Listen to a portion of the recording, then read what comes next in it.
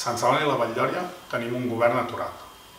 El grup de Convergència, amb el suport dels socialistes, disposava de 6,5 milions d'euros en inversions, dels quals l'any 2017 només se'n van executar 1,5 milions d'euros.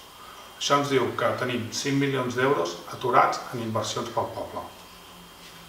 No només les inversions estan aturades, sinó que en la partida de despesa corrent hi ha 2.1.879 euros que no s'han gastat.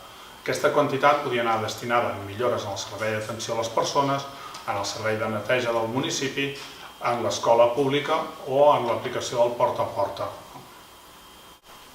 Pel que fa a la partida d'ajuts socials, aquells que van destinats a pal·liar les desigualtats del municipi, s'ha gastat poc menys del 50%. Dels 387.600 euros que disposaven, només 213.781 han estat executats.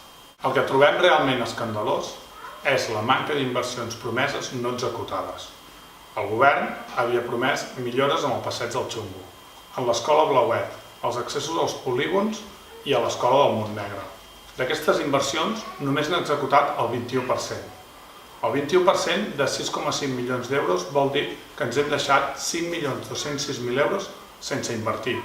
Evidentment, els pressupostos no es poden executar al 100%, és difícil, però d'aquí a deixar 5 milions en un calaix entenem que és un govern que està aturat. Sant Celoni i la Vall-lloria no es pot permetre un govern aturat.